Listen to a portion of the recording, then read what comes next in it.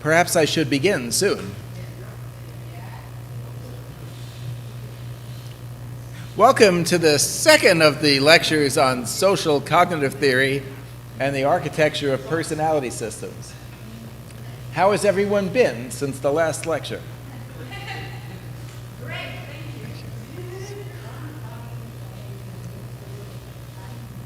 you. Since the time, pardon me, yes?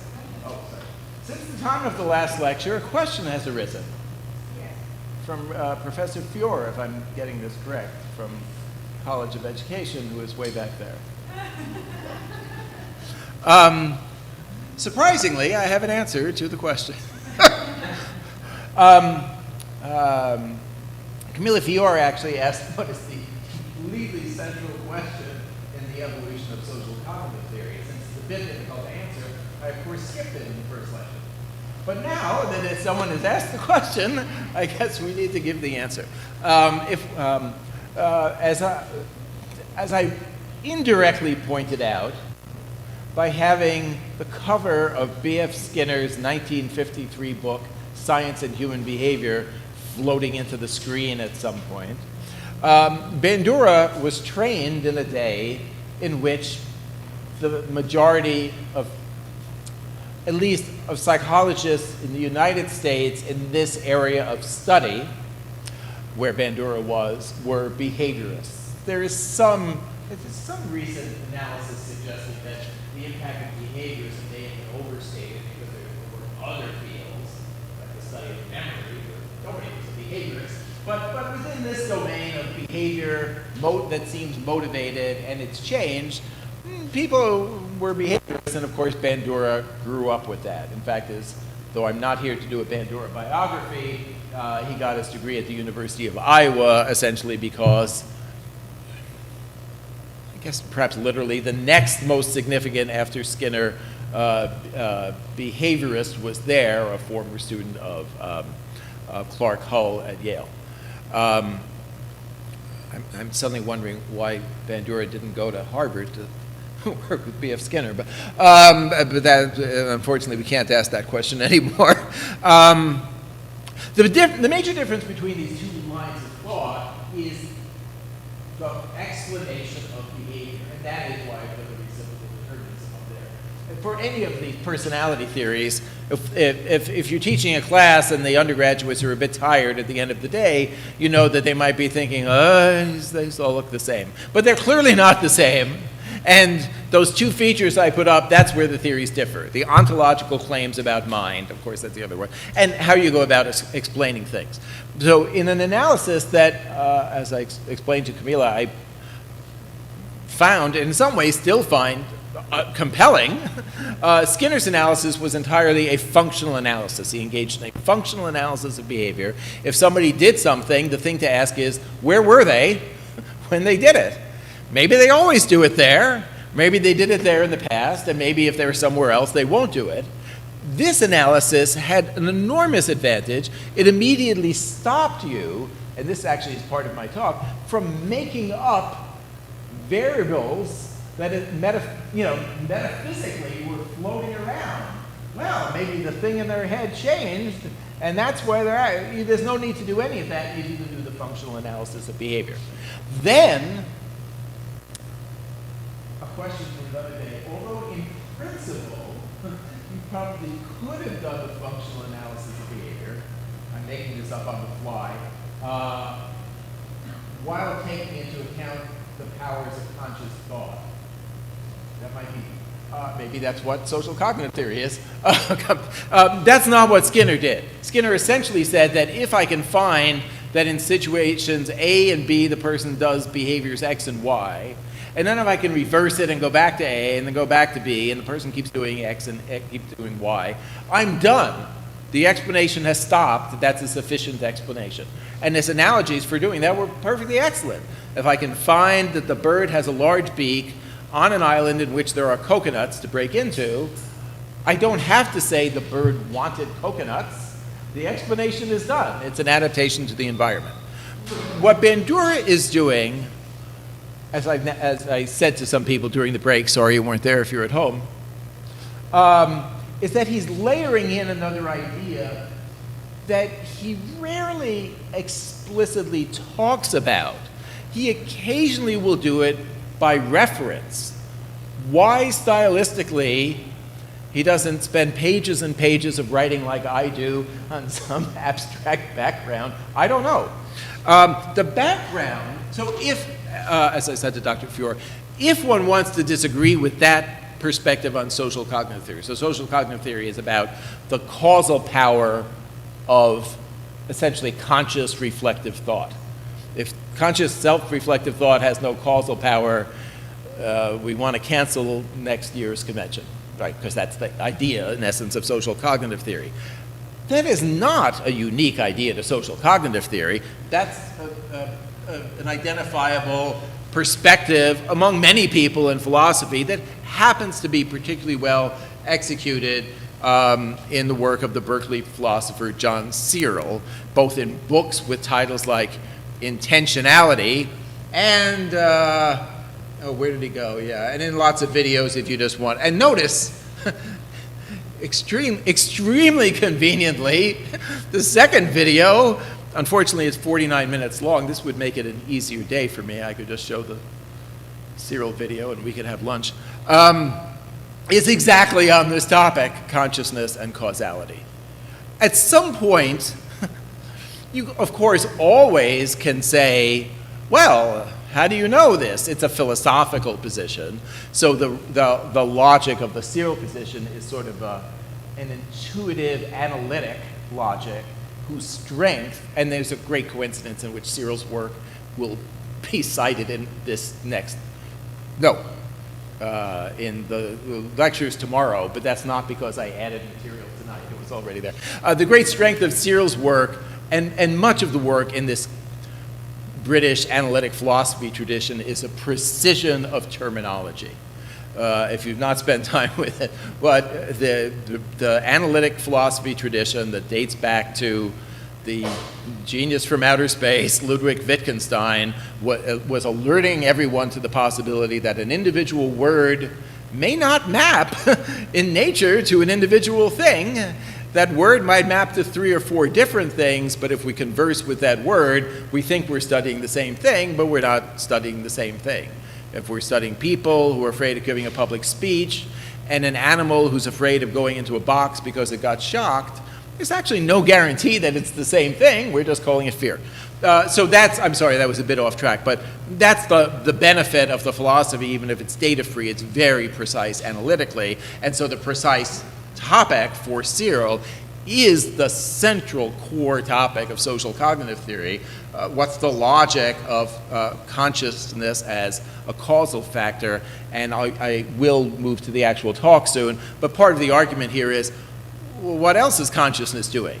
At some point, huge amounts over the course of evolution of brain mechanisms evolved. A lot of them are devoted to consciousness. It takes a massive amount of work involving interconnections between the thalamus and multiple integrated brain regions to get consciousness. It seems unlikely it wasn't for any reason at all. So the other factor, if one says the consciousness has no causal impact, is what it's like, you know, it's like saying people have 2 eyes instead of 1. It's just for no reason. All right. It raises another question that I never saw Skinner address, which is, well then, why do we have consciousness? It would be a waste of time. It's, why do we have stomachs? Oh, we eat in this situation and not that. We don't need a stomach. It doesn't make any sense. There has to be some reason why we have the thing. So that's another argument you'll get from Searle, who of course his talk is at the Evolution and Function of Consciousness Summer School, which of course is what made me think of that. But unfortunately we have to get off that topic to the actual talk, which everyone is sure to enjoy just as much as the first talk. Thank you, whoever said yes. Now is the talk that's on Bandura's social cognitive theory. An unfortunate fact regarding the audience is that there are many members of the audience who could get up and give the same talk as I am about Bandura's social cognitive theory, and who therefore won't learn anything. I trust you will not walk out of the room during the talk because you'll be on camera. if you do. But I'm well aware that if you're familiar with social cognitive theory, you might want to take out your phone and check local news, because I'm not attempting to add anything. I will add some questions at the end, and they're the ones that aren't addressed by social cognitive theory, and of course they are designed to set up what happens tomorrow. There, once again, is the cover of the English language version of social cognitive theory. Perhaps someone should look into a translation. There are the 6 chapters that are the chapters of social cognitive theory. You'd think I would start with chapter 1, and for a reason that I think will become obvious, I'm going to skip it. I think Bandura did the right thing ordering the chapters this way because it's a book, and the reader therefore sees the theme of the book, which is human agency, on the cover and in chapter 1. However, my sense of things is that one can focus on chapters 2 to 6. If there's anything to it, in chapters 2 to 6, to the substance, then it has to be the case that people have the qualities that are called agency. It's impossible that all of this happens in 2 to 5 and you would conclude that people aren't agents. In some sense, and it's an odd thing to say because I'm the editor, but the phrase, which Bandura uses all the time in his papers before this book, an agentic perspective, in some sense doesn't seem optimal to me, because perspectives imply that there are multiple perspectives and slightly suggest that it's a bit arbitrary, like you could choose one versus another viewpoint. But that's not exactly right. Once you do all the substance of 2 through 5, it's very hard to take it's almost nonsensical to take a non-agentic perspective. So if you think like a mathematician, you can derive the agency from the rest of the topics, which makes it more than a perspective. But that's the title, that's how Bandura often referred to the work, even though in some sense I think he's sort of underestimating social cognitive theory by referring to it as a perspective. Oh, so there is a strategy. We're finally getting to it. Good, there's some time left. The strategy is that for each of the topics 2 to 5, what I'm going to try to do is to point out the scientific question being asked, the uniqueness of social cognitive theory research methods. This, of course, will be a simplification. There may be multiple unique features, but especially for somebody who's relatively new to this here or out in video land, because there's so much material, I think it's reasonable to point to the unique method and 1 or 2 key research findings. The word key, like the word fundamental, is a bit of an intellectual, hand waving. It's not clear exactly what the word means. But I tried to choose things. They're a little self-centered, like my name will be on 1 or 2 of them. But where that seems like the heart of it. If you didn't have this research finding, it would just be less interesting, the whole thing. Oh, and then the whole point, which I almost skipped, is D, the theoretical implications. The whole series of talks is designed to bring out social cognitive theory. The risk when you just read it, especially because Bandura wisely is so data-based, is that you get one finding after another, and exactly as he indicated in the quote in the first talk, you might miss the point. So I'll be spending much more time than usual on the point, and here we go. So chapter 2, social modeling and psychological processes of observational learning. I will spend very little time on because it's it's the finding so famous that it's in the headline of the New York Times obituary. Yes, there it is. Apparently that's the original one. Maybe there were 2 or 3 of them. If you've never seen this thing, it's much smaller than you expect. It's like only about as big as this plant. It's quite surprising to see the actual Bobo doll, because you sort of forget that the children in the study were in nursery school, and so they're really small, and you go, oh, there's the doll, and it's just, literally, it's only a little, but of course the kids are so small. They must have had two, because the adult, it looks like the adult may have had a bit. It's a small point. So in what is probably one of the four, I'll say five, just in case I'm forgetting one, most famous research laboratory-based events in the history of psychology, Bandura takes up this scientific question. He's doing it to take up this question. What are the processes through which people learn complex behaviors? There's lots of other reasons to study this. The origin, in fact, is this earlier work on aggression, but fundamentally, he's asking a learning question. So at this point in time, it is social learning theory. And he introduces a method that's so obvious it seems bizarre for me to even point it out as being unique. He decides to study humans doing something. Going back to our transition question, he's suggesting that we just can't get where we want to by running non-human research, even though there's, in many ways, an extraordinarily impressive, even if it's constrained now and we spend less time with it, impressive line of animal research on classical and operant conditioning. Impressive because the results are so incredibly reliable. Bandura does not, his intuitions are people are learning things observationally. If I make cartoon and not get in trouble with Skinnerian approach, you can't really run an experiment where the rat watches another rat on a variable ratio schedule and then expect that the rat is going to respond on a variable. It's not going to work. So he starts to study with humans, and everybody, I will presume, knows this already. The kids are in a room, they watch a video, the adult does these things. If you've never read the detail, the adult is not engaging in random acts of aggression. The adult is acting out four specific complex, if you're in nursery school, or relatively complex behavior. Hits the doll in the nose and says something like anyone know it?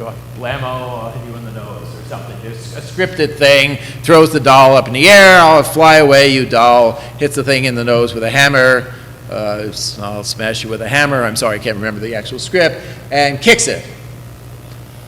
And then later in the day, kids go into the room. The room is not literally the same room because, quite wisely, Bandura the kid goes into a playroom that has a lot of toys. There's farm animals and a children's bake set and a bunch of other things that you see in the background. Yeah, right, they're in the background there. There's the child bake set under the kid's arm. But what happens is that even though there are no instructions, the kids are not told to beat up any clown doll. I believe they're given no instruction at all other than, I'll be back soon, you have fun in the playroom. Kids not only are aggressive, but they act out remarkably similarly sequences of behavior, including some of the verbalizations that they saw in the film. And they do that all at once, and then we're off and running.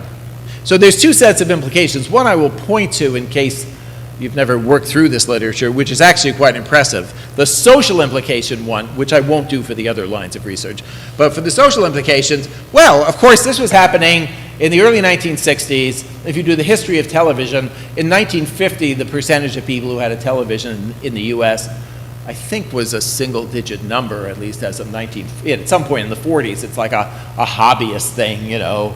The weird engineer guy has but by 1960, I believe it's 90% of people have television. Of course, people are putting on westerns with people shooting other people, and wrestling with people throwing each other over a wrestling ring, and cartoons where people are, the cartoon characters are throwing each other off cliffs. And children are watching TV a lot, so obviously children are watching, dozens of acts of violence every day for their whole life.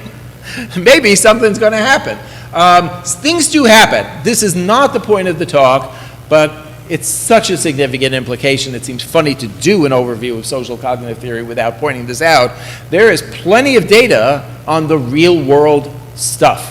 The best longitudinal data, at least in the US, came from somebody who for quite a while was in my department at the University of Illinois Chicago before moving to Michigan. They have a data set in which in the early 1970s, for a large set of children, I believe, who lived at the time in rural upstate New York, they coded, which you can do fairly easily, the amount of aggression children watch on TV. As it says on screen, you can do that by just asking parents, well, what shows was the kid watching for how long? And separately, communications researchers already had coded the shows for amounts of violence. Then they go back years later, 15 years later, and measure aggressive behavior, and very well, in multiple reports, including police records, and they have this composite, and they know what they're doing. It's not just that some kids are bigger or some kids are less or more intelligent, and they get results like this. We have to do them separately by gender. Aggression is one of those relatively rare cases where there are large-scale gender differences. There often aren't major gender differences at all, but physical aggression, of course, is. And Huseman and colleagues are able to predict seriousness of criminal acts, is the graph I put up. Actually, so this is later than the 15 years. By age 30, that's a function of TV watching. It's a composite aggression measure. Again, if you were in the family where you watched a lot of violent TV, the mechanism for this isn't just a learning of the behavior. If Raoul Huseman were here, he would explain it's partly a norms of behavior. Like you get used to the fact that violence is something that might be acceptable if there's conflict. So in fact, we see in society lots of forms of, at least in US society, of violent reactions to things that it seems like 10 years ago would have been unacceptable. Now have become acceptable. There's these slight shifts, or maybe they aren't slight, in what seems to people like acceptable behavior. So if you watch people aggress against each other every day on TV for a couple hours, that seems acceptable. There's more of these. I won't spend time on them, but if you're ever teaching a class and the people are asking, is there any real data? There's a study in Canada in which cable, back in the days where they had to put in the cables for cable TV, in 3 Canadian towns, semi-randomly, in 1 year, the town still didn't have cable. The town had cable, but some little old-fashioned cable that carried only one channel, and a normal modern cable that had multiple channels. The researchers measure by observing, like playgrounds in schools, actually occurring behavior, and chart variations in levels of aggression in one versus another town in Canada as a function of whether they got cable TV that brought them acts of aggression. There's not too long ago, this is only a couple of years ago, there's one of these extremely multi-author reviews of this evidence because, of course, there are counter-arguments. And there are some counter-arguments that make sense, too. Maybe there's some genetic predisposition towards aggression that causes you to watch the aggressive behavior in the first place. But Craig Anderson, Brad Bushman, and a whole army of other people, including Raoul Huseman, and Barbara Krahe, who does, I'll get back to that, worked through this evidence in a pediatric journal, and they're quite confident that the evidence the violent screen media constitutes a causal factor, including video games, is compelling. So that's the social implications. But we don't care about those because this is a theoretical talk. What we care about is the theoretical implications. So in case you've never thought about this, although everyone in the room here probably has, when Bandura started to do this work, there were genuinely 2 hypotheses about the outcome of the Bobo doll study. The outcome seems obvious to us now, but there was a real alternative hypothesis. Bandura biographically talks about testifying to Congress about the effects of televised violence. If you go back to the earliest days, there were psychoanalytic commentators to Congress who said that there would be a cathartic release of aggression.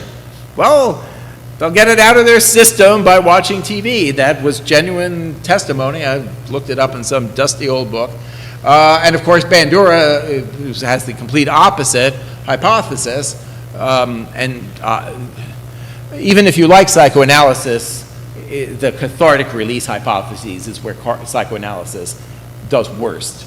If psychoanalysis predicts that the children will be less aggressive, psychoanalysis predicts that there'll be symptom substitution, so if you're cured of your fear of heights, you'll break out in a fear of something else. That's the part of psychoanalysis that doesn't work. I don't know, by late Freud's career, maybe he didn't believe all of that energy cathartic release part either, but that's classic psychoanalysis. Oh yeah, that's the actual results. As you see, I've prepared the talk carefully. Note, Bandura also ran a more elaborate version of the original study. In the more elaborate version, after the adult beats up the clown doll, on screen an adult comes out and says, "Hey, you did a great job beating up the old clown doll. Here's some fruit juice and cookies." That, I believe is literally what happens. Or the adult says, "Ooh, poor clown doll. You beat up the clown doll, no fruit juice and cookies for you." The actor is either rewarded or punished. Then they observe the child at 2 points in time. They just observe the child in the playroom. They find that the children who observe the rewarded model are more aggressive. Then they say to the kids, "Hey kid, we'd like to see if you remember what was on the film," and then all the kids are highly aggressive.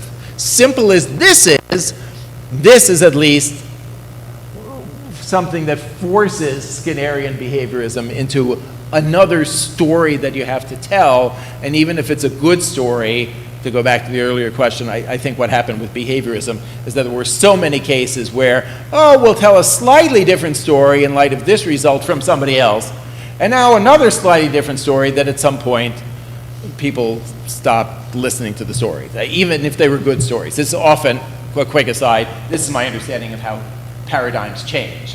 Not to liken Bandura to Copernicus, but back when Copernicus said, it's actually the sun is in the middle, the people who didn't believe him could still maintain their theory and adjust their formulas to meet new predictions, but at some point there would be so many adjustments of the Earth-centered theory to account for something Copernicus observed that it just didn't seem plausible anymore.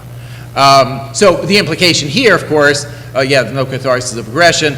Obviously the major implication is that the kids are learning the behavior all at once. There's no gradual learning trial, and so Bandura's first major paper is called A Case of No Trial Learning. Throughout the history of behaviorism, there are learning curves. There's no learning curve. The kid just does it right the first time. There's vicarious reinforcement.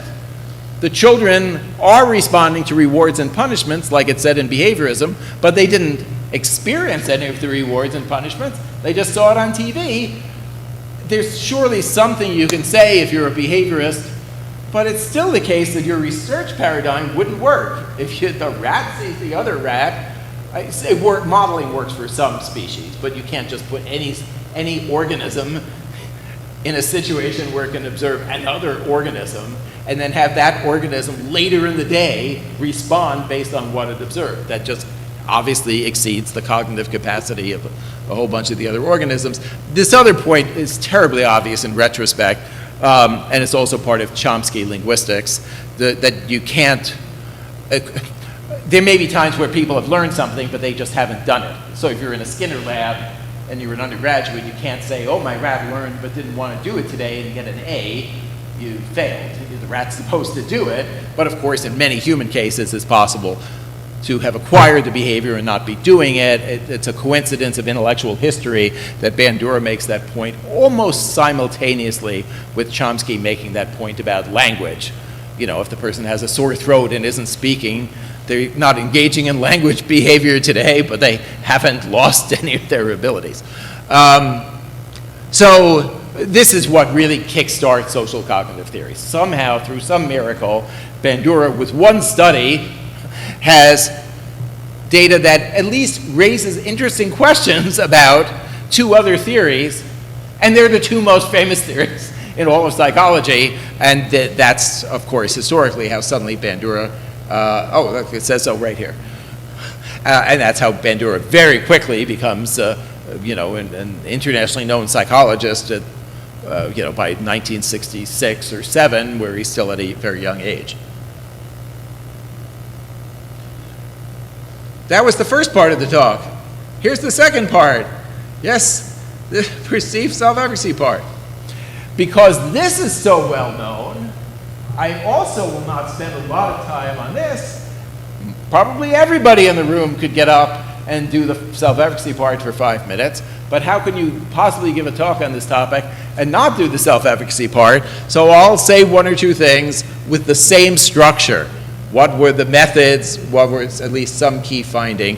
Note that I'm going to use, and I think Bandura does it like, again, I don't think this is an imprecision, but if you're new to this literature, occasionally perceived self-efficacy will be called self-efficacy judgment, often by me and sometimes by Bandura, self-efficacy appraisal. Those are meant as synonyms.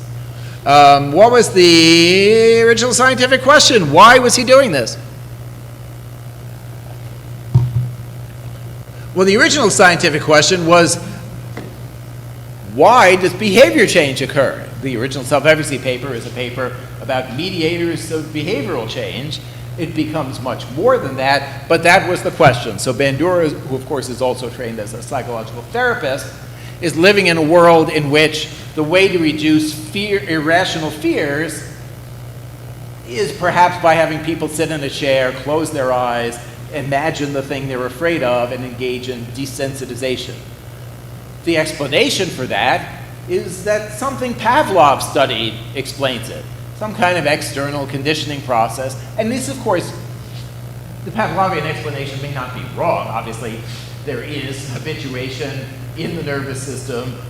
In this case, you can put in pretty much any organism, right? Any, again, this is a bit of an aside, but if a sea slug were to show up, and we're referencing work on the neuroscience of classical conditioning, it will habituate to a stimulus. If you hit it on the head after setting off a tone, and then you stop setting off the tone, you can plot the nervous system change. Some of the things do work for all the organisms, but Bandura's sense, partly from things that clients in therapy for fears said to him, is that it seems like something else is happening, that there's some thinking process involved. And that was the idea. And then there's a very simple method, a startlingly simple method. He simply asked people some direct questions. So the reasoning behind the method is this. If you're snake phobic and you're walking through some place where, you know, there might be some little snake in your family is at a picnic or wherever these issues arise, you're naturally asking, you naturally have a flow of thought. Oh, I don't know if I can even do this. I haven't run, but I've had a student run a snake phobia study, and he said people are just spontaneously say this out loud. Oh, I can't do this one. I mean, it's all a bunch of, in everyday language, self-talk. At some point, the person says, I don't think I can do this anymore. The method is to ask people their confidence that they can do this. It's so straightforward, it seems almost strange, but it was a good idea. There's and you'll hear more about this from Professor Scott. There's a deep conception here of what an assessment is. It's frankly a deeper conception than Bandura spells out. Before these talks, I reread these original papers, and he just tells you, self-efficacy has these dimensions, here's our measure. It doesn't actually stop and unpack the logic of the assessments. There is a deep logic of the assessment. He is not assessing a construct. There is no self-efficacy scale from Bandura, singular, because he's not proposing something floating around in people's heads that's the self-efficacy. He's saying that people talk to themselves and at some point say, I can't do this. And so the self-efficacy scales are designed merely to get at, to reflect flows of thought. Although Bandura, for some reason, doesn't say this, in a contemporary world in which everyone takes an arithmetic class, people do think naturally in terms of numbers. There's a 50-50 chance I can do this. I'm 100% confident I can do that. So Bandura's method actually does map very nicely to natural flows of thought. That's the self-efficacy measure. which anyway maps to the flows of thought as shown by the yellow arrow. Oh, look, a question from the audience. Not here, right? I'm sorry. Pardon me? Oh, yes, and a good question too. What about what's going on in measuring self-efficacy? This is a good question because, among other things, it raises the question of what measuring is. I'll say something that comes from contemporary measurement literature. Well, to measure the thing, it has to exist. I could give you a scale asking your opinions about each of 10 Canadian National Hockey League teams. You might fill out the scale. I would get a number associated with each of you. But it would be funny to say that I measured your attitudes, no matter what you say, that I measured your attitudes about the Vancouver Canucks. Is that still a team? Because you didn't have any attitudes about the Vancouver Canucks.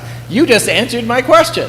So to be measuring something, the person has to have the thing before you gave them the question.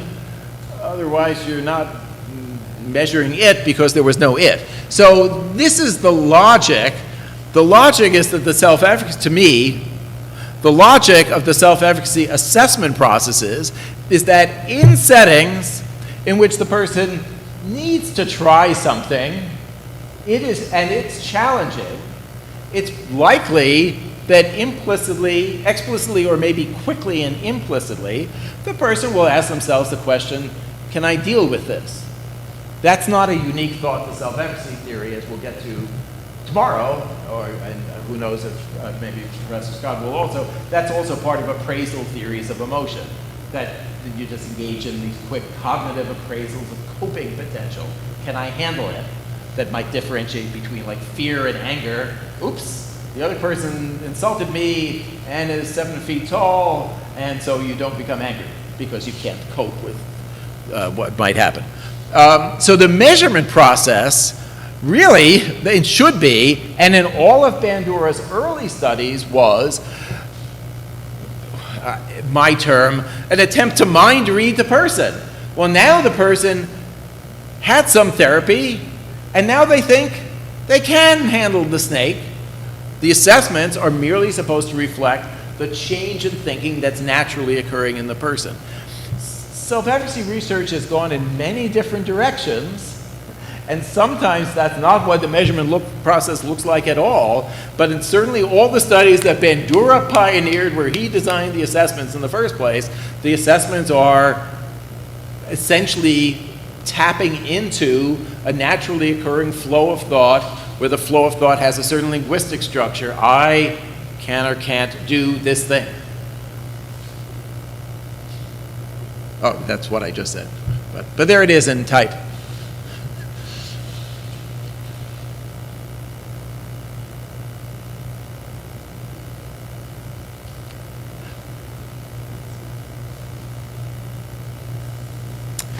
Note, in what was a particularly good question, that's a good way of putting it.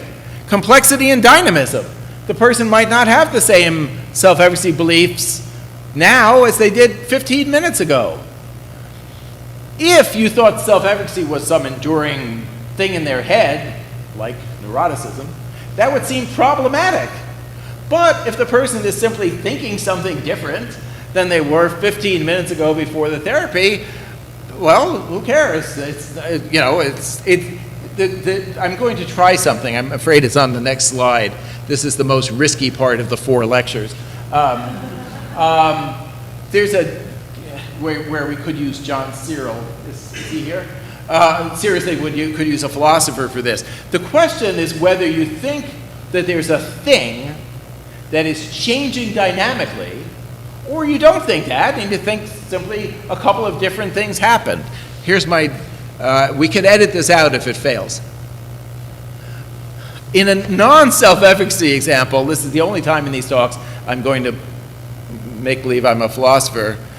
If I should have done this with the current weather, but I didn't.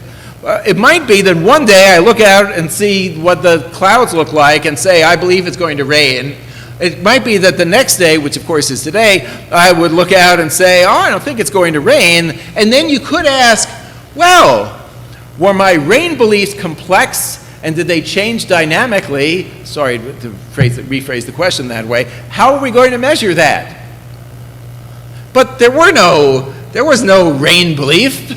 Like, to say that is to make up a construct. My rain belief. I like dessert at this restaurant. I didn't like dessert at this other restaurant. Of course, they've all been good.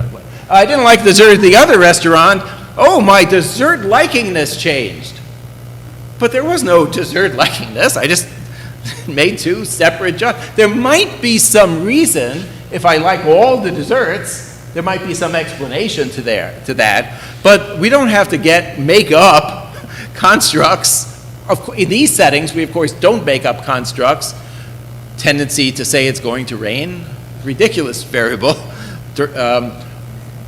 So if we thought the same thing for the self-efficacy literature, well, the person in different settings makes different judgments. We might want to explain that, but we don't have to make up a variable that changes dynamically to explain that. And in fact, if we make up a variable, it's not clear what that provided any explanation in the first place, because it's just, even if the person always has a high sense of self-efficacy, to say that they have high generalized self-efficacy doesn't explain that. It just is a description of what happened. Something else has to explain. That's a natural principle of explanation. If something's explaining something, the thing doing the explanation can't have the property. I can't, well, son, there are blue molecules in the sky. And that explains why the sky is blue. Doesn't count as an explanation. So what happens? That's the method. It's extraordinarily straightforward, and there's two key findings. The first one is extremely well known, so I'll just put it up. The prediction is that self-efficacy beliefs will mediate behavioral change. Therapies will be effective if and only if they change levels of self-efficacy. They'll be effective to the degree that they change levels of self-efficacy. This has an extraordinarily successful database. When Bandura runs these studies, I'm doing this quickly under the assumption you've seen this, running conditions in which people are, experiments in which people are randomly assigned to a control group or a modeling condition in which they watch the therapist do something. These are typically snake phobics, as depicted earlier. Or a participant modeling condition in which the client watches the therapist interact with the snake and then does the behaviors, him or herself. Changes in self-efficacy are completely paralleling changes in behavior. The correlations, I'll put them up in a moment. Change at the group level, changes in self-efficacy perceptions seem to be determining the group differences. At the individual level, the correlations between levels of self-efficacy and the behavioral outcomes are startlingly high. So high that my understanding is that people question the data. Now we take it for granted, but that Bandura had to defend this, send people copies of data sets, because most people in psychology, as we saw from the Walter Mischel review, were not running studies in which a measure was predicting behavior with a correlation of 0.8. I mean, Bandura doesn't even, I don't think says this, but this is probably the first study ever in which people fill out a questionnaire, engage in objective behavior, and the correlation is 0.8. Then the other kind of finding remarkably goes back. Yes, it relates to the opening question. The claim in self-efficacy theory is that these conscious reflections on your abilities have some causal impact on your subsequent motivation. The alternative claim is that the self-efficacy judgments are, in the fancy 6-syllable word, epiphenomenal. They're like, to say that the self-efficacy judgments were causally influential is like saying that the sound of the waves crashing on the beach caused the waves to crash. Oh, look, the sound is correlated, but it's just epiphenomenal, it's just sound. This, in fact, would be the Skinnerian argument that the history of reinforcement caused two things.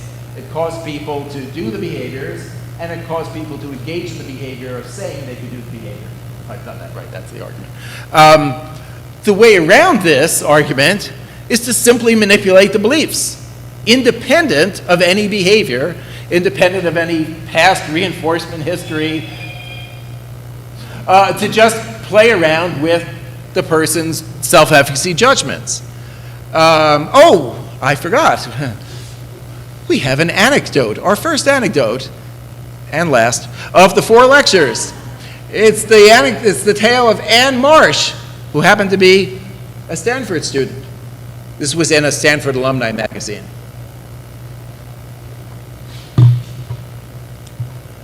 Senior year, I finally managed to be a member of the Stanford fencing team. When I was in college, most of the truly great fencers in the United States stayed in the East, but Stanford, caring a lot about athletics, among other things, managed to recruit an Olympic fencer who transferred from West Point, and the rest of us, that's somebody else. That's not Anne Marsh. So Anne Marsh is like a bench player, just a bag, just barely made the team. A pincushion, as they say in fencing. Anne Marsh went to a tournament because, of course, Stanford's invited to the tournament and everybody shows up. And I found myself in the late round against a fencer from Notre Dame, thinking to myself, how did I get here? This is going to be embarrassing. Still, as they say in the United States, as they say at Stanford in particular, I went for it and bizarrely beat her when the results were in. I placed 9th. I thought I was going to finish 29th, out of the 30 fencers. Now the story. After showering, one of the Notre Dame competitors approached me hesitantly as I sat on the bench. I'm acting in that. Are you Anne Marsh? Yes, I responded, I responded is what I should have said. She backed away as if reluctant to say more later. It's like something out of a Freudian analysis at this point. It's like the interpretation of dreams. Only later did I learn that there was an Olympic fencer in another part of the country named, everybody in unison, Anne Marsh. Oh, it wasn't me. Didn't look anything like me. But there was no internet with pictures at the time. And so the other person assumed, this is Anne Marsh. I have no chance of winning. I'm, oh no, Michael Jordan it's some kid. No, it's hopeless. So obviously what happened is that the Notre Dame students' perception of self-efficacy for winning went way down due to a mistake, a cognitive error. Oh, thought the other person was the famous Anne Marsh. Oh, it's terrible. The person probably became anxious, didn't want to embarrass themselves in front of Anne Marsh, and lost. That's the way to test self-efficacy theory. Again, I'm surprised in retrospect. It's wonderful. There is no bigger success than the self-efficacy literature. But even that point, to me, is somewhat underestimated in Bandura's writing. The power of the self-efficacy literature comes from when people get it wrong. They just blow it. Oh, I could have done this, but I didn't think I could, so I didn't try. Or as pointed out, or the person overestimates their ability and spends years and years trying to be a rock star instead of, getting a college degree.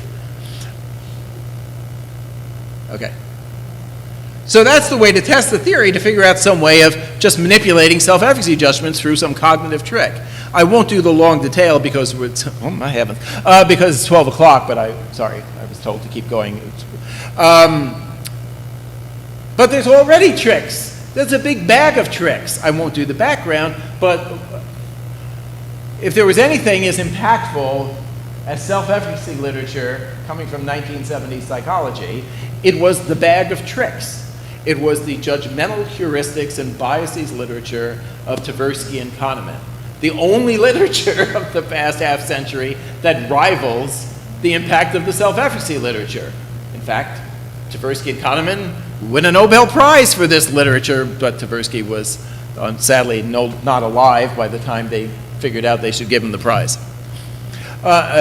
In the literature on judgments under uncertainty by Tversky and Kahneman, there is study after study in which some tiny little manipulation, just the way a question is worded, if the person thinks of things that might go badly or well, even though the outcome's bad and good or numerically identically phrased, some piece of information that happens to come to mind will flip people's judgments around. This is the power of this literature, because it then shows that even consequential domains, medical decision-making, financial investments, people will make decisions and judgments that are not rational in the sense that they will violate simple, logical rules of rational judgment, and the person will realize it. The judgmental heuristics demonstrate judgmental biases that are like perceptual biases. You know, it's a cloudy day, the mountain seems further away because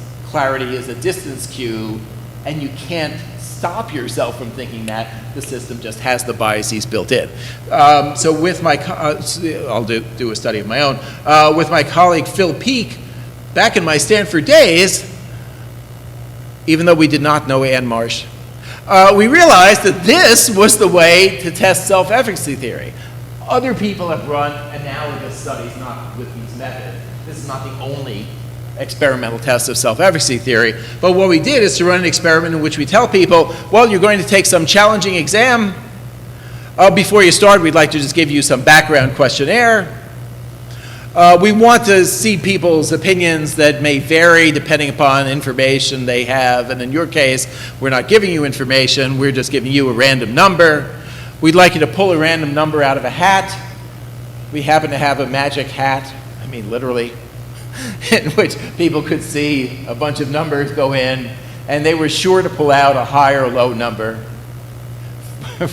For a study without Bandura, my first assignment was to go to a magic store to buy a hat, so that there could be some random, seemingly random assignment to conditions. That's what graduate school was like. They get a high or low number, and so they hit a questionnaire item. Oh, how many of these? So there's, I'm sorry, it's been a while, I forget. I think there's 20 or 24 of these questions. And they're asked, well, how many do you think you can get right? More or less than X. X is obviously a random number. This is paralleling precisely Tversky and Kahneman demonstration using random numbers. Well, do you think you can get 4 right? Do you think you can get 20 right? That's the whole manipulation, a random number.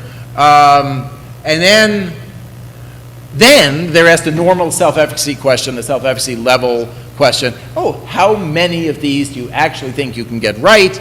Now, there's no possibility that the person had a prior reinforcement history of exposure to random numbers prior to taking an intelligence test. None of that makes any sense. The people are randomly assigned to conditions, but the people who are like the Anne Marsh story, the question then is this consequential? And the people who see the high number, I think this is the way anchoring, that's what it's called, heuristics go. Anchoring heuristics are, oh, I'll never get all of them right.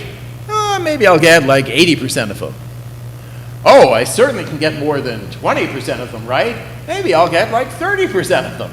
That adjustment that usually doesn't reach the middle for some reason that is explainable, creates anchoring biases, and then of course people are given the task. The task has various unsolvable items. We measure task persistence on the unsolvable items, and the variations in self-efficacy predict variations in behavior, and it's pretty hard to argue anything other than, there was some causal impact of the self-efficacy judgments. I'll just do this kind of quickly. There's a second one of these studies in which people are asked 5 questions in different orders. They're asked, do you think you can get at least, 20% of them, 40% of them, 60% of them, 80% of them, or all of them in one condition. The other condition, we literally just change the order of the pieces of paper, and they're asked if they can get all of them, 80% of them. So there's no physical stimulus that differed from one condition, literally no physical stimulus that differs, but again, the people who, that's the descending sequence, the people who first consider the possibility that they would get all of them right have a higher sense of self-efficacy. It's a first impressions, essentially. And in fact, try harder on the test. the reason that they're saying to themselves, oh, maybe I'll get the next one, I'll keep trying. Oh, maybe I will get the next one, I'll keep trying. So the self-efficacy literature is pretty good, both because it predicts behavior and because you can manipulate self-efficacy judgments and get an effect. And then the floodgates open. And so if you enter the term self-efficacy into Google Scholar, as I think I wrote in somewhere, you get a number that looks like a typographical error, just tens of thousands of papers referencing the self-efficacy literature. I wonder what happens next. Where is it going to stop? Look, it's chapter 4. Who would have guessed? That would be covered after chapter 3. Chapter 4 of Bandura's book is called Shaping One's Future Through Self-Regulation, and is the literature on self-regulatory processes.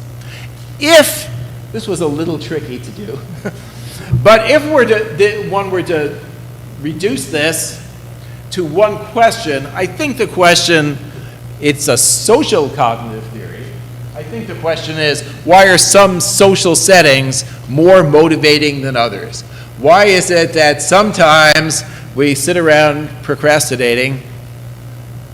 Not that we need to work on tomorrow's talks later today, but why do we sit around wearing a tie procrastinating, whereas other times we're highly motivated? This is a slightly different issue. I just wanted to show the picture. This is when the restaurant chain in the U.S., Shake Shack, opened. It was quite popular. That's Washington Square Park in Manhattan. With people in Manhattan, where people are busy and in a rush, waiting like a half hour for a hamburger. And why do we get these things, which of course Skinner could explain too? Certain types of work conditions. Piece rate work seems to be more motivating than other things. Before Bandura, there was, and I did not just add this slide, there was an explanation, and the explanation was, and this explanation is pretty good for some types of behavior, that people must have experienced different reinforcement contingencies. The piece rate labor person is working harder because of the same reason that the rat is pressing the lever more in a certain, whatever that is, fixed ratio condition. But there's another kind of literature Bandura is drawing on that's harder to explain. It's a different phenomenon than the reinforcement schedules. And it's a literature on goal setting. This literature is not particularly surprising. It's quite intuitive, but it certainly works. As spearheaded as an empirical literature by Ed Locke and others, especially in earlier work, Gary Latham.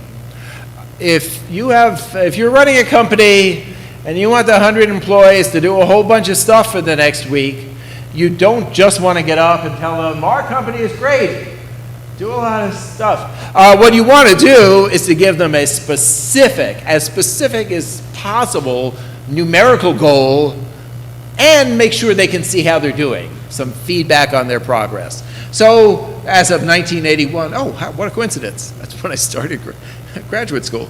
A month and a half before I started graduate school, out came this thing, almost all of these studies, certain external conditions with goals and feedback are more motivating when the goals are specific and sufficiently challenging, of course.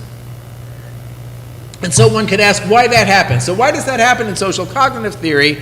It's again, and this is why it is a coherent theory. It's not a new explanation, but it's not just a self-efficacy explanation. Again, although he doesn't exactly use this term, Bandura is imagining that people are saying things to themselves. They're talking to themselves. The Bandura terminology is self-referent cognition. As it says, self-referent cognition. Certain external conditions essentially foster certain types of thinking about the self. This is the central claim of social cognitive theory. And there's at least, it's reasonable to distinguish three types of thinking.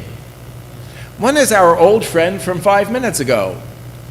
If you have specific goals and feedback on how you're doing, you're likely to ask questions like, if you're falling short of the goal, I wonder if I actually can reach my goal. I am falling short. You will engage in the process of self-efficacy thinking. And note that bears on the measurement. It's not that you're actively appraising whether you can do it.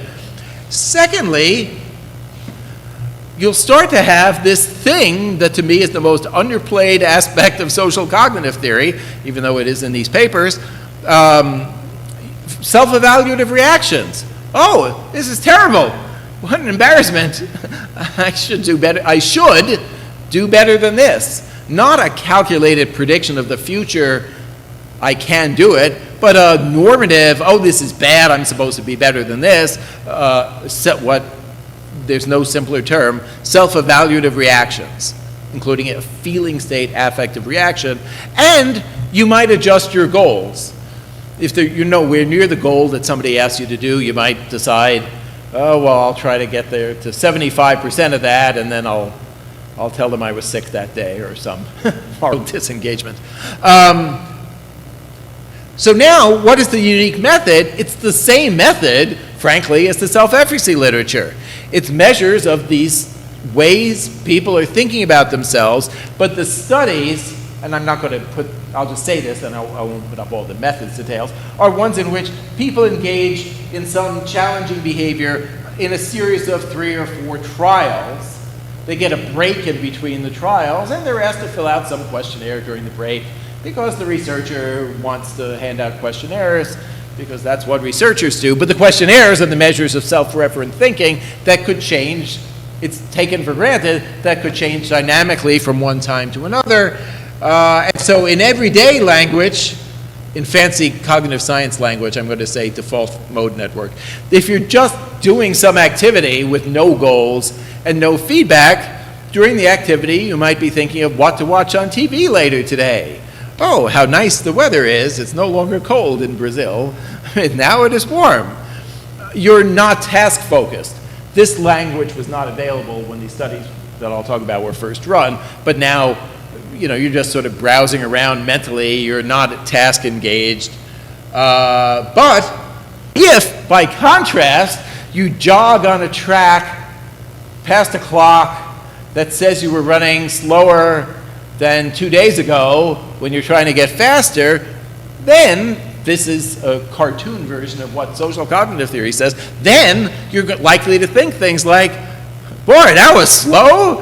How could I be so slow? How embarrassing. That stinks. I can do better, the self-efficacy judgment. So that's what it's like. When I did this with Bandura people, the task was kind of like running. It was the participants have some slightly odd aerobic exercise bicycle. They have a series of trials. They get a little rest, a break between trials. During the break, people fill out questionnaires. The questions are totally straightforward. They're on the order of, if in the next trial you performed at the same level as the previous one, how would you feel? Some people say they couldn't care less. Some people say they'd feel really bad. I wouldn't improve. That's the measure. The measure of self-efficacy is the same kind of thing. How confident are you that you can improve? In some sense, boring and obvious result from the literatures that were reviewed up to 1981 is that people have much higher levels of performance if there's a manipulation. If they have specific goals on the task and feedback saying they're falling short. But the interesting part that this is the social cognitive theory edition is to ask this question, well, why is this happening? Why in this gigantic literature from these Locke and Latham people are these conditions more motivating than others? And the prediction is the social cognitive theory prediction that there are these mediators, and the way it's tested here, there clearly are other statistical techniques.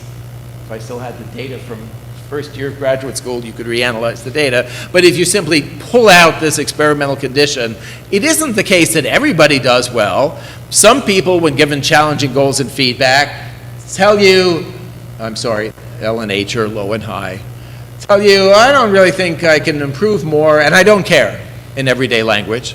Those people don't improve at all, even though they're in the high motivation condition, whereas some people tell you, this stinks, I can do better than that, and they are the phenomenon. The phenomenon is that some people respond in this particular setting with this dual combination of, I can do better, and I'm really distressed that I'm doing so badly, and though that's the cognitive basis of motivation.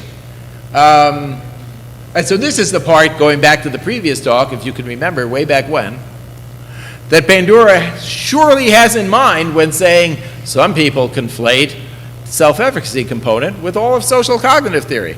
Much of what's happening here is not just the self-efficacy component. In fact, I think, right, if people have a high sense of self-efficacy, thank heavens. All right, these people have a perfectly high sense of self-efficacy, but they don't care. They have low, neutral, self-evaluative reactions. They're just telling us, it's fine. I could do better, but I don't care. They're not doing well because they have a high sense of self-efficacy. They don't care in everyday language. It's this I'm a co-author. It's an admittedly awkward terminology. I don't think there's an easier terminology. For those of you new to social cognitive theory, sorry, the terminology is self-reactive influence.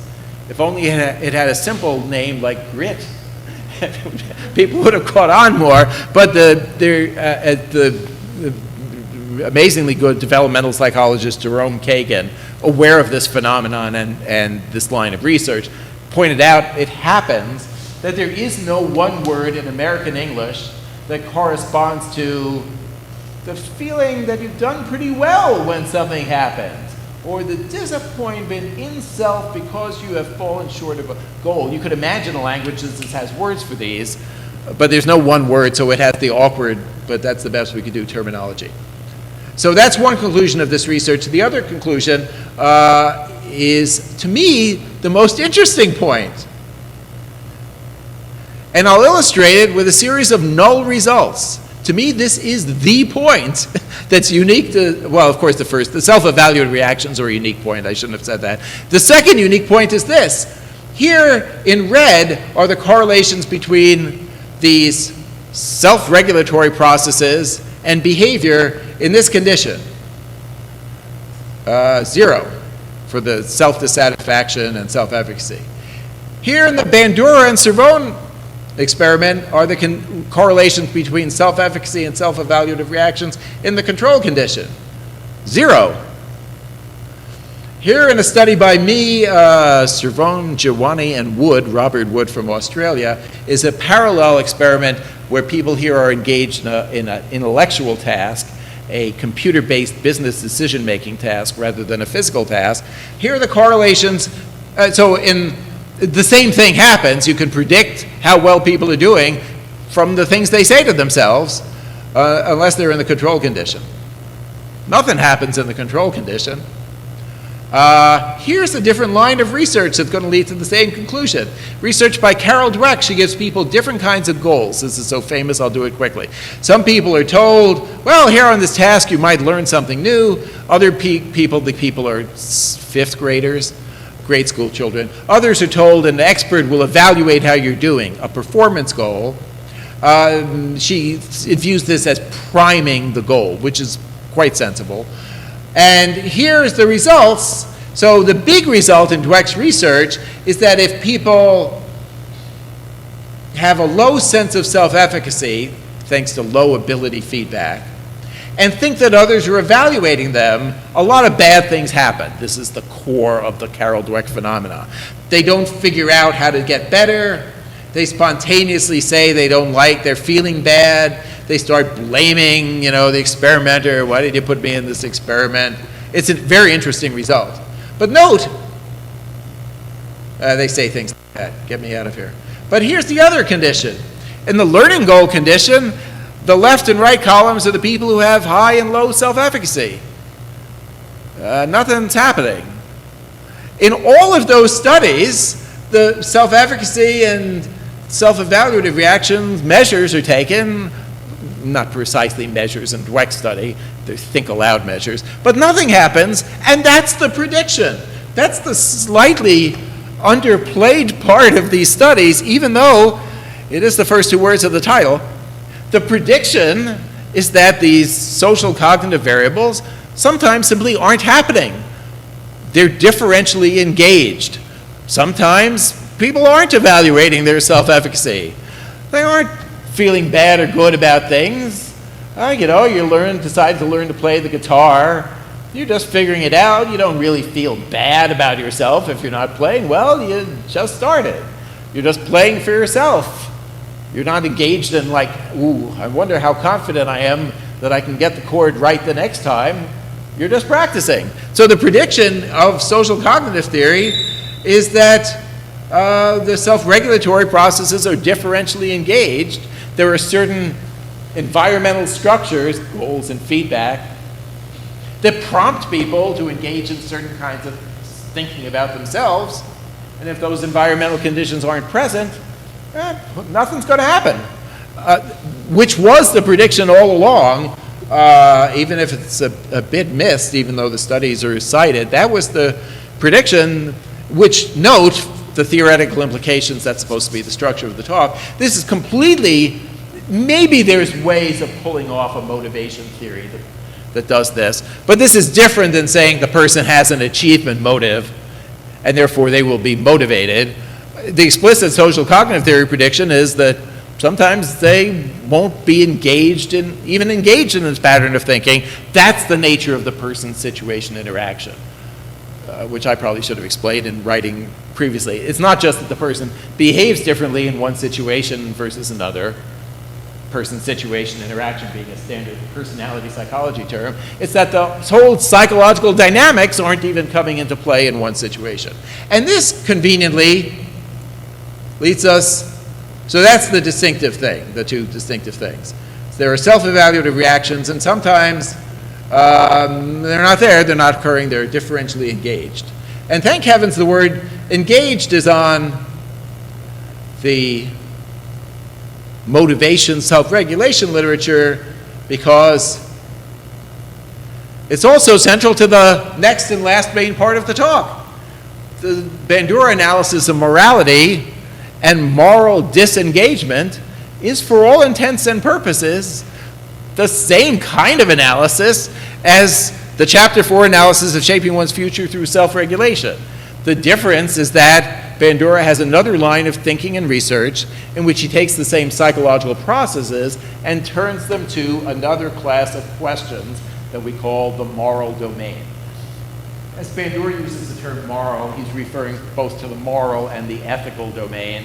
If philosophers had come in after hearing mention of John Searle, there are ways to distinguish the moral and ethical domains.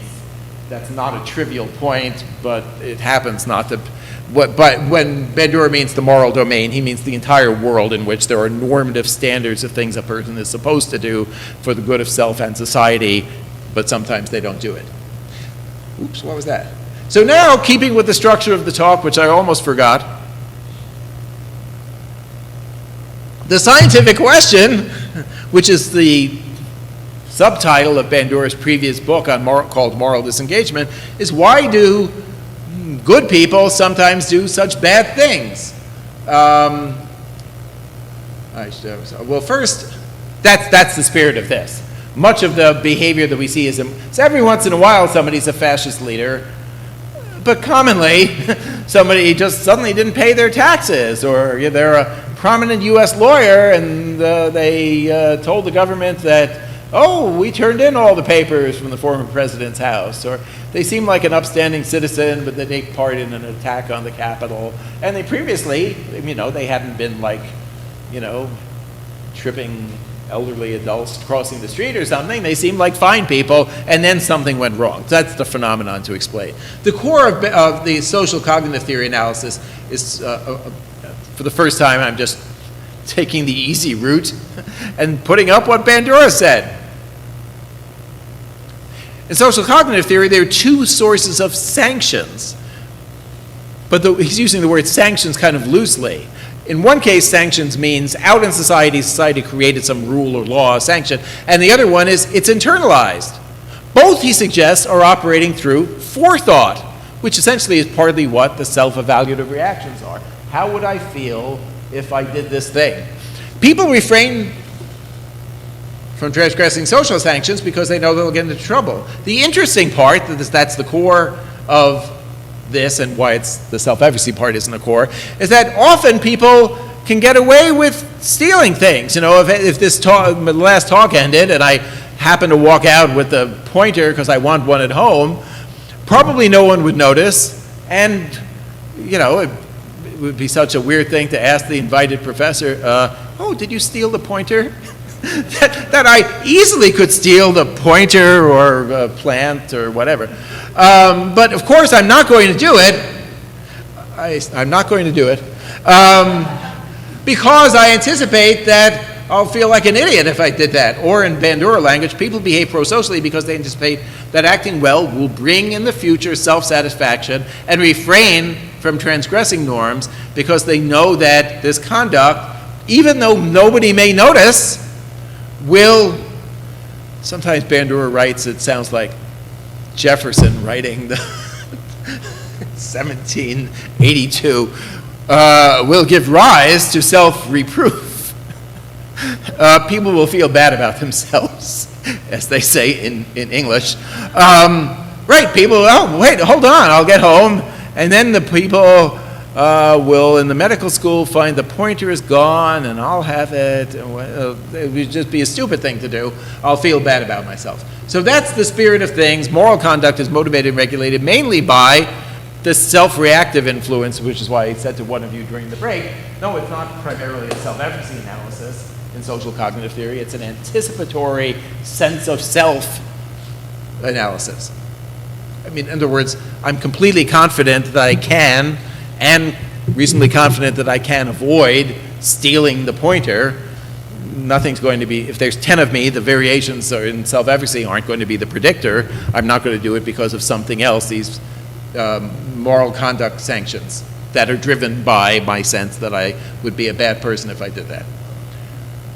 I'm sorry, I said this already, but this is the same thing. Bandura somewhat underestimates this, and it makes social cognitive theory even more integrated. This is the same general process as the self-regulation. Sometimes people will disengage the standards. Oh, I don't care about this, I won't try anymore. In fact, it's a funny thing to say, but Bandura's analysis of moral disengagement could be moved to almost any area, like procrastination. Oh, the test isn't that important. Probably the other people aren't studying either. That's not the moral domain, but it's the same psychological processes. So that's it, moral disengagement. I'm sorry, there's plenty of examples. The examples Bandura has in mind as the real world examples. If you don't know this person, it looked like somebody who might run for president. This like, Princeton, yes, Princeton educated, Harvard law degree, intellectually very sharp, particularly upstanding citizen who was the governor of New York until the prostitution scandal. Why? What? The prostitution scandal? Right, there's just these domains where something breaks down. So I'm going to do this quickly and actually explain in a moment why I'm doing it quickly. What Bandura does is to suggest that there's a set of what he calls mechanisms of moral disengagement. And the analysis is, in some ways, is very compelling because it immediately maps to real world examples. Oh, it's not my responsibility to do this. There's a diffusion of responsibility. It's that person's responsibility. There's a displacement. The people we're attacking in this war are subhumans. They don't deserve to live. You blame the victim, or the euphemistic labeling is the compelling one, where you don't, and before this happens, you don't report the number of times I shot my teammate on the military group. You report friendly fire. You don't report, oh, I accidentally killed 3 of my guys today. You report collateral damage. And even, I don't know, even sometimes you neutralize the target. So that's what Bandura has in mind. This analysis, and we'll get to the data. I'll just put up one example of data. Before we get there, though, there's in case anybody wants to take this up, there's something semi-arbitrary about this. Like if you ask, why, is this all of the mechanisms? There would be no reason to think so. It might have been easier, I'll say it, it might have been easier if Bandura had said that in the logical structure of life, as it is conceived in words using language, people do things to somebody else who experiences something that occurs in a situation. Well, he went out there and he shot that person with a bazooka out in the fields and they're dead. If you said that, there's probably a near infinity of mechanisms of moral disengagement that might be culturally specific. There's lots and lots of things people might say that some way rationalize, explain some behavior in which there is some harm and is immoral. The ones Bandura identifies are perfectly reasonable, but they can't be treated as like elements in a periodic table. That's them, because clearly you could go to some other culture and people would have some belief system that's non-Western, and it'd be some other form of rationalization involving, oh, the person will come back in the next life anyway, the reincarnation mechanism. Frankly, it's not clear to me that those moral disengagement mechanisms should be called mechanisms. They're just sort of, they're styles of thinking and language. If you call every style of thinking and language a mechanism, it sounds like there's a mind. You know, the adverb mechanism doesn't make sense, but they're called mechanisms by Bandura and Freud. It's very not unlike a Freudian defense mechanism example. We're also for Freud. It's not clear that mechanism rather than form of language was the right usage. But in any case, there's also data. The data, so what's the method? They're supposed to have a talk with structure. The method has really cleverly done, I'll be done within 5 minutes, cleverly done measures. You, of course, can't ask people, are you engaging in moral disengagement?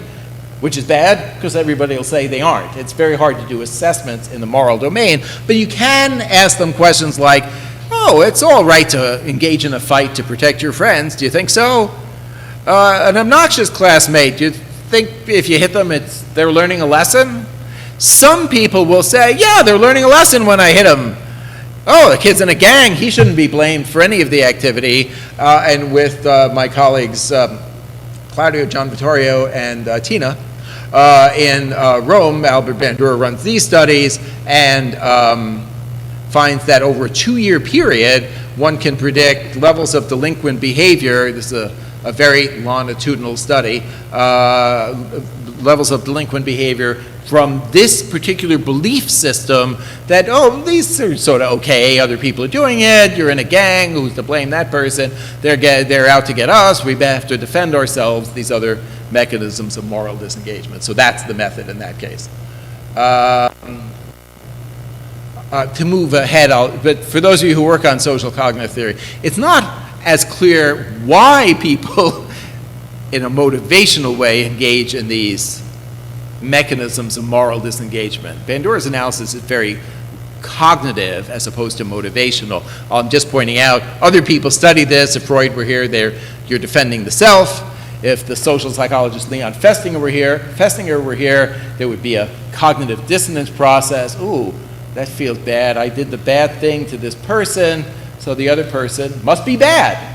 You could imagine a more motivated cognition process. The nature of social cognitive theory is that people think, the thinking creates motivation, but the thinking itself is not motivated, and that there may be phenomena there that require more than social cognitive theory to explain. So that was it. What happens in the rest of the book, in chapter 6, Bandura makes the point that if you were to evaluate what I just did for 50 years, Bandura, 57, the way to evaluate it isn't just the logic of the research and theory, it's whether something happened that helped people. So that chapter is devoted to the concept, not just of reviewing how there are therapies that help people based on social cognitive theory, but that's the criterion for evaluating the theory. That's also, if you've never read it, clearly stated by Bandura in 1969 in Principles of Behavior Modification. This is supposed to be doing what the client wanted, and that's what you should use to evaluate the therapy. There's something funny about psychoanalysis. The client wanted to be less fearful. If they're fearful after exploring their childhood, that wasn't what they wanted. And then chapter 1, I won't even do it, there's no possibility that you could have these self-regulatory processes, engage in self-efficacy, have the capacity to choose what you learn, because you can just turn on a video of your choice and learn by observational learning. All of these things, if they're right, the person has to have the psychological capacities that in everyday language we call agency. It sort of follows logically. One could have put chapter 1 at the end, wisely Bandura put it at the beginning. Still, you could sort of base it on that. And then, I'm sorry, I almost forgot, we have the nostalgic look back to the first lecture. Of course, if you have all these capacities, and I'll explain what the word underestimated means very briefly, then you have to be a person. Obviously, nothing other than human persons has all these capacities to disengage and re-engage moral standards and engage in self-reflection. If some beings showed up from outer space and were aliens and had these capacities, we would treat them as persons even though they wouldn't be humans. Because that, as you see in science fiction movies, that's when they seem person-like. I won't do this now, but the underestimated is that some of these capacities, even at a neural level, develop through social interaction. So even these capacities for learning by modeling, it's not clear that that's entirely built in. That, as an ability, seems to also develop as a function of social experience. I'm referencing work by the British cognitive what I'm thinking of is work by the British cognitive neuroscientist Cecilia Hayes, who argues that people, through experience, develop what she calls cognitive gadgets, independent neural systems that get wired together. And Cecilia Hayes, with data, argues that people don't from birth have the ability for observational learning. That develops through experience. And now I'll just say this, I'll skip the questions, and because I should end.